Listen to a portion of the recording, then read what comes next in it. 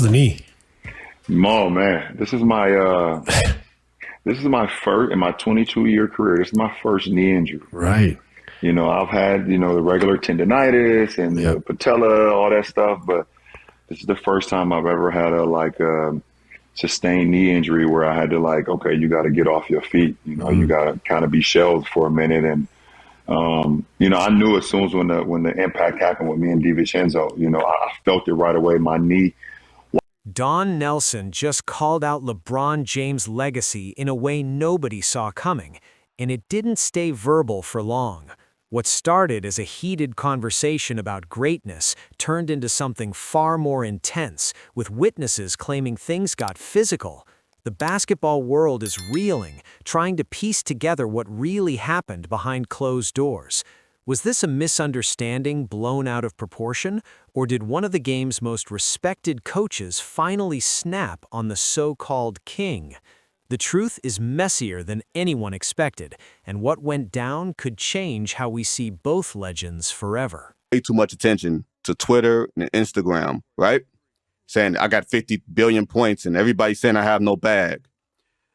Why is LeBron paying attention to what the minions on Twitter is saying? I don't get that, Sam.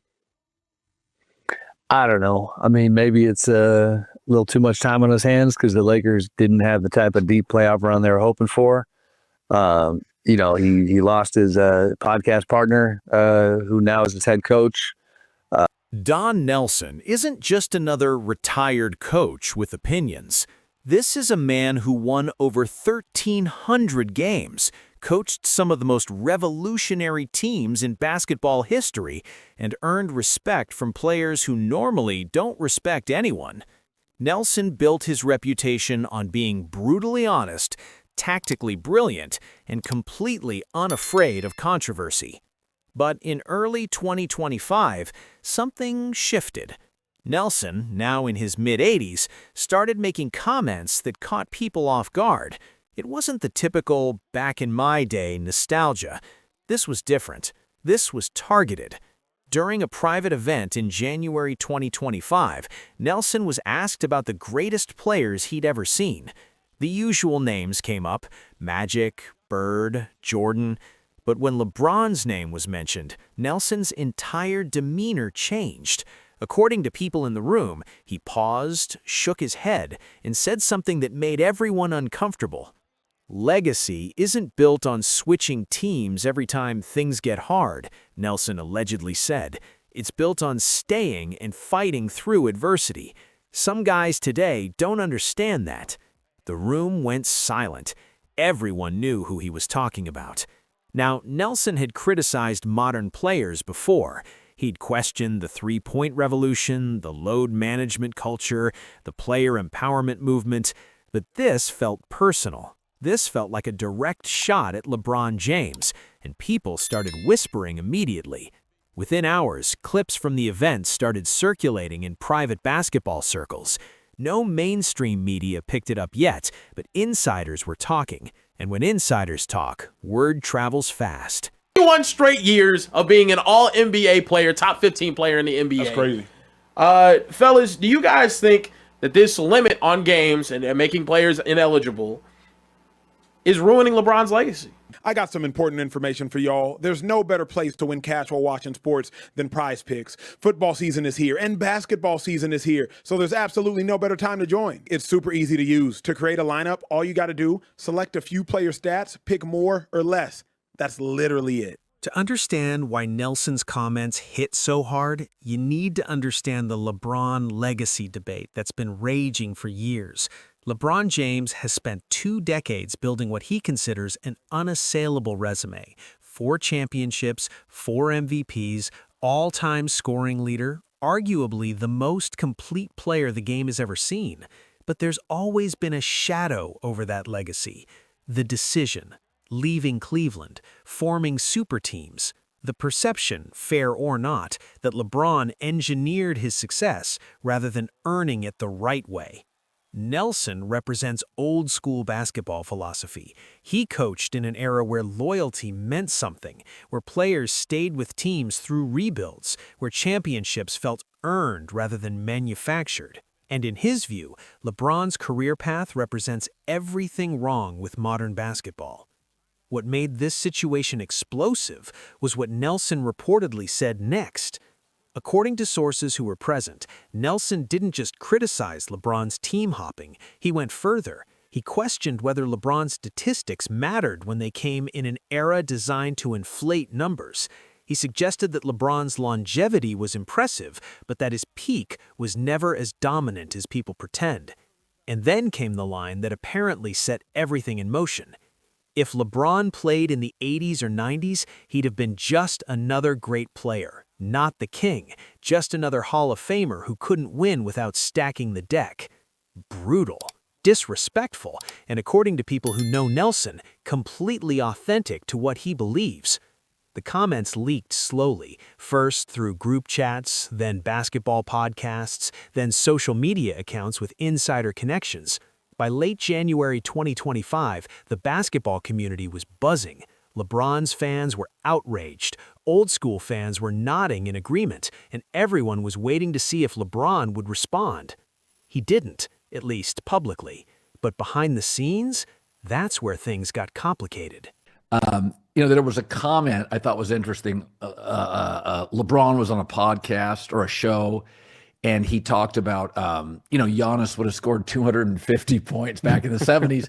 And I laughed because I thought, no, because they'd foul him and he can't hit free throws. So it wouldn't work. But, it's interesting because I grew up with the 70s basketball and I loved it.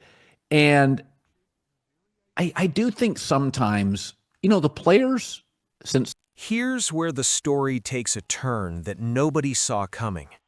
In early February 2025, both Don Nelson and LeBron James were reportedly in the same city for separate basketball-related events. The details are murky, intentionally so, because everyone involved has reasons to keep this quiet. But multiple sources confirm that an encounter happened, and it didn't end well. According to witnesses, LeBron's team reached out to Nelson's camp to arrange a private conversation. The official story was that LeBron wanted to clear the air, have a respectful dialogue between two basketball legends. Nelson, never one to back down from confrontation, agreed. They met at a private venue, not a gym, not an arena, somewhere neutral where media couldn't access. What was supposed to be a calm conversation between two men who love basketball reportedly escalated within minutes. LeBron, according to people familiar with the situation, came in diplomatic but firm. He wanted to know why Nelson felt the need to publicly diminish his career. He pointed to his statistics, his championships, his impact on and off the court. He reminded Nelson that the game evolves, that comparing eras is unfair, that his legacy speaks for itself. Nelson, true to form, didn't back down an inch. He reportedly told LeBron that modern players are protected by rules designed to make them look good, and that real basketball died when physicality became a foul. He questioned whether LeBron could have survived the defensive strategies of the 80s and 90s. He suggested that LeBron's intelligence off the court was manipulating his basketball legacy into something it wasn't. That's when things allegedly got heated.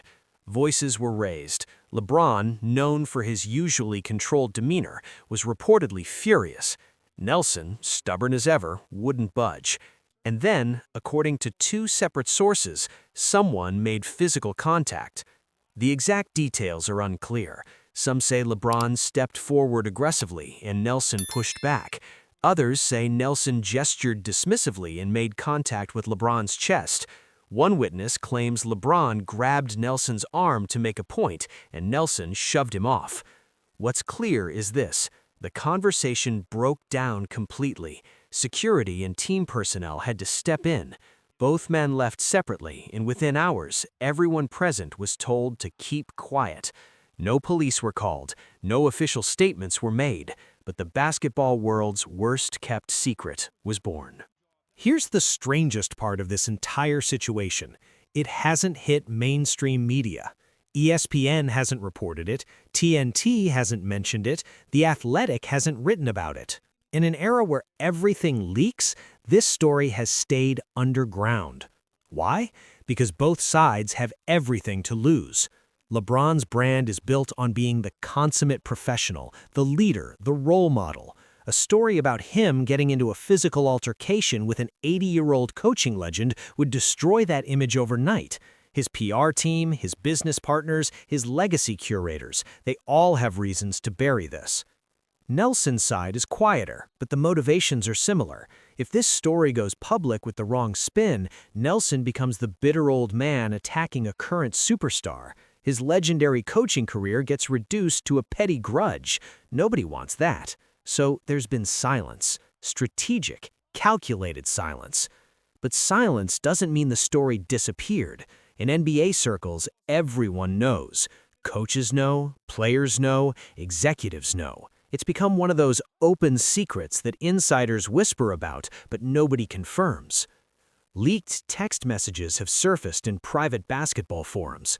One alleged message from someone in LeBron's camp reads, "We're not dignifying this with a response. Nelson's out of line and everyone knows it." Another message, supposedly from someone close to Nelson, said, "Don is standing by everything he said. No apologies." The standoff continues, and the longer it stays quiet, the more speculation grows.